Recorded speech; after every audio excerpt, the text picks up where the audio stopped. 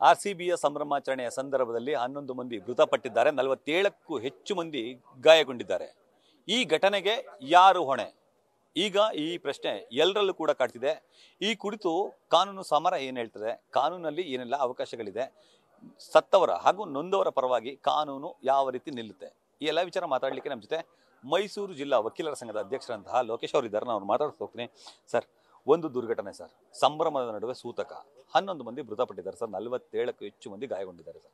ಇದಕ್ಕೆ ಯಾರು ಹೊಣೆ ಸರ್? ಸರ್, ನಾನು ಕ್ರಿಕೆಟ್ ಕಟ್ಟ ಅಭಿಮಾನಿ. RCB ಗೆದ್ದಿದ್ದು ತುಂಬಾ ಸಂತೋಷ ಆಯಿತು. RCB ಗೆದ್ದಿದ್ದರಿಂದ ಸಂಭ್ರಮಾಚರಣೆ ಮಾಡಿದ್ದು ಸರಿಯೇ, ಸರ್ಕಾರ ಅದು ತಪ್ಪು ಅಂತ ಹೇಳೋದಿಲ್ಲ. ಆದರೆ ಸೂಕ್ತ ಮುಂಜಾಗ್ರತಾ ಕ್ರಮ ತಗೊಳ್ಳದೇ ಇರೋದು ತಪ್ಪು.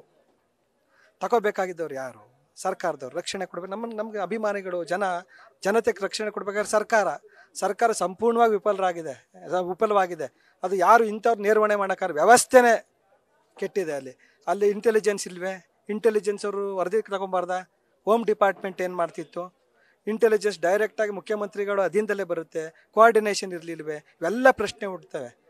ಅಂಥವ್ರ ವಿರುದ್ಧ ಸೂಕ್ತ ಕ್ರಮ, ತಪ್ಪಿತಸ್ಥರ ವಿರುದ್ಧ ಸೂಕ್ತ ಕ್ರಮ ಈ ಕೂಡಲೇ ಆಗಬೇಕು ಅಂತ ಮೈಸೂರು ವಕೀಲರ ಸಂಘ ಆಗ್ರಹಿಸುತ್ತೆ ಸರ್. ಇಲ್ಲಿ ಯಾರು ತಪ್ಪು ಅಂತ ಹೇಳ್ತೀರಿ ಸರ್?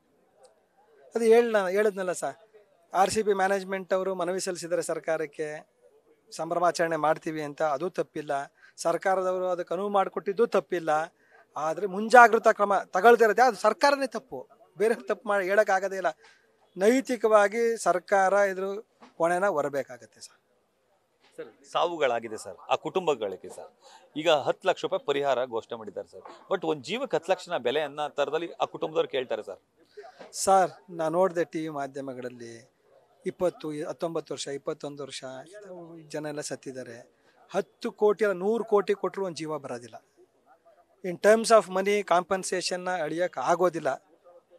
ಅದು ಎಷ್ಟು ಕೊಟ್ಟರು ಆಗಲ್ಲ. ಸರ್ಕಾರ ವಿಫಲವಾಗಿರೋದ್ರ ಬಗ್ಗೆ ನಾವು ಕ್ರಮ ಮುಂದೆ ಇಂಥ ವಿಫಲತೆ ಆಗಬಾರ್ದು. ಜನಸಂದಣಿ ಆಗುತ್ತೆ, ಎಲ್ಲ ಆಗುತ್ತೆ, ಎಲ್ಲ ರಕ್ಷಣೆ ಕೊಡಬೇಕು. ಆ ಬಗ್ಗೆ ಗಮನ ಹರಿಸಬೇಕು. 10 ಲಕ್ಷ ಅಲ್ಲ, 1 ಕೋಟಿ ಕೊಡಲಿ ಅಂತ ನಾವು ಆಗ್ರಹಿಸ್ತೀವಿ. 1 ಕೋಟಿ ಕೊಟ್ಟರು ಕಡಿಮೆನೆ ಸರ್. ಈಗ ಮ್ಯಾಜಿಸ್ಟ್ರೇಟ್ ಒಂದು ತನಿಖೆಗೆ ಆದೇಶ ಮಾಡಿದ್ದಾರೆ ಸರ್, ಇದರಿಂದ ನ್ಯಾಯ ಸಿಗುತ್ತೆ ಅನ್ನೋ ವಿಶ್ವಾಸ ಇದೆಯಾ? ನೋಡಿ ಸರ್, ನಿಮಗೂ ಗೊತ್ತಿದೆ, ನಮಗೂ ಗೊತ್ತಿದೆ, ಇವೆಲ್ಲ ಕಣ್ಣು ಒರೆಸೋ ತಂತ್ರ. ಮೆಜಿಸ್ಟೀರಿಯಲ್ ಎಂಕ್ವೈರಿ ಅನ್ನೋದ್ರಿಂದ ಏನೂ ಆಗೋದಿಲ್ಲ. ಪಬ್ಲಿಕ್ ಮೆಮೊರಿ ಶಾರ್ಟ್ ಅಂತ ನಮಗೆಲ್ಲ ಗೊತ್ತಿದೆ.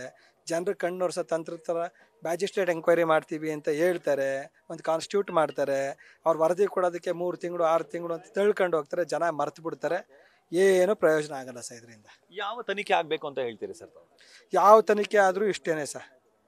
ಯಾರು ಅಧಿಕಾರದಲ್ಲಿ ಇರ್ತಾರೆ ಅವ್ರಿಗೆ ಜವಾಬ್ದಾರಿ ಇರಬೇಕು, ತಲೆಯಲ್ಲಿ ಸಾಮಾನು ಇರಬೇಕು, ಎಚ್ಚರಿಕೆಯಿಂದ ಕೆಲಸ ಮಾಡಬೇಕು. ಒಬ್ಬ ಇನ್ನೊಬ್ಬನ ಮೇಲೆ ಎತ್ತಾಕತ್ತಲ್ಲ, ಇಂಥ ತಪ್ಪು ಆಗ್ಬಿಡ್ತವೆ, ಅಂಥ ತಪ್ಪು ಆಗ್ಬಿಡ್ತವೆ, ಏನು ಮಾಡೋಕ್ಕಾಗಲ್ಲ ಅಂತ ಉಡಾಫೆ ಉತ್ತರ ಯಾರೂ ಕೊಡಬಾರ್ದು. ಎಚ್ಚರಿಕೆಯಿಂದ ಮಾತಾಡಬೇಕು. ಮೊದಲು ಯಾರ ಕುಟುಂಬದಲ್ಲಿ ಸಾವಾಗಿದೆ ಅವ್ರಿಗೆ ಸಾಂತ್ವನ ಹೇಳೋ ಕೆಲಸ ಹೇಳಬೇಕು. ತಪ್ಪಾಗಿದೆ ಅಂತ ಪ್ರಾಮಾಣಿಕವಾಗಿ ಒಪ್ಕೋಬೇಕು. ಜನರಲ್ಲಿ ಮನವಿ ಮಾಡ್ಕೊಬೇಕು, ನೋಡಿ ಇಂಥ ತಪ್ಪಾಗಿದೆ, ಅದಕ್ಕೆ ಕಡಿಮೆ ಜನ ಸೇರಿ ಎಲ್ಲ ನಿಮ್ಮ ಮೇಲೂ ಜವಾಬ್ದಾರಿ ಇದೆ ಪ್ರಜೆಗಳ ಮೇಲೆ ಅಂತೆಲ್ಲ ಅರಿವು ಮೂಡಿಸ್ಬೇಕು.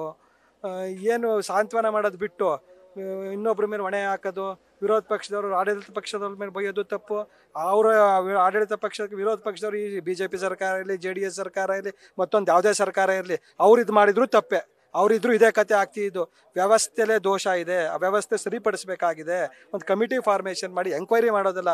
ಹಿಂಗೆ ಜನ ಸೇರಿದಾಗ ಹಿಂಗೆ ಮುಂಜಾಗ್ರತಾ ಕ್ರಮ ಏನು ತಗೋಬೇಕು ಅದ್ರ ಬಗ್ಗೆ ಎಲ್ಲ ಒಂದು ವರದಿ ತಗೊಂಡು ಅದನ್ನ ಕಾನೂನು ರೂಪದಲ್ಲಿ ಏನೋ ಕಾನೂನು ತಂದು ಏನೋ ಮಾಡಬೇಕಾಗತ್ತೆ ಸರ್. ಈ ಪ್ರಕರಣದಲ್ಲಿ ಯಾರೆಲ್ಲ ತಪ್ಪಿತಸ್ಥರಾಗ್ತಾರೆ ಸರ್? ಹಾಗಾದ್ರೆ ಸರ್, ಇಡೀ ವ್ಯವಸ್ಥೆನೇ ತಪ್ಪು ಅಂತ ಹೇಳಿದ್ರೆ ಪೊಲೀಸ್ ಇಲಾಖೆಯ ಆ ಕಮಿಷನರ್ ಆಫ್ ಪೊಲೀಸು, ADGP, ಗೃಹ ಮಂತ್ರಿಗಳು, ಮುಖ್ಯಮಂತ್ರಿಗಳು,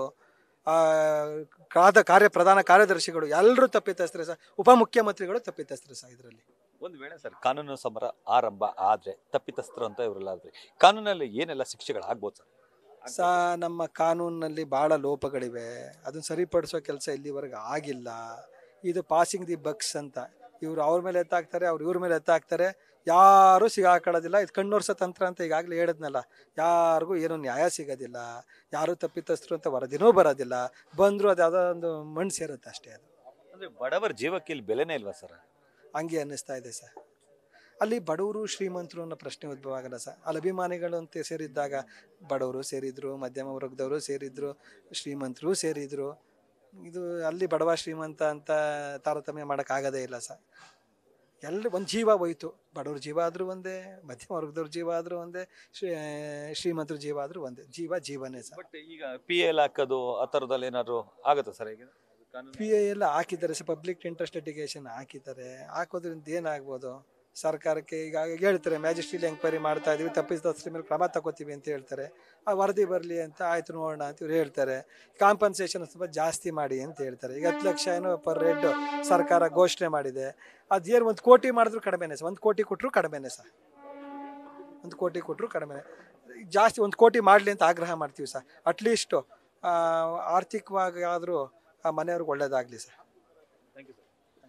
ಇದಿಷ್ಟು ಜಿಲ್ಲಾ ವಕೀಲರ ಸಂಘದ ಅಧ್ಯಕ್ಷರಂತಹ ಲೋಕೇಶ್ ಅವರ ಮಾತುಗಳು. ಕ್ಯಾಮರಾಮನ್ ವಿನಯ್ ಜೊತೆ Ravi Pandavapura, news first, Mysuru. News first, ನಿರ್ಭೀತಿಯಿಂದ ನಿಮ್ಮ ಪರವಾಗಿ.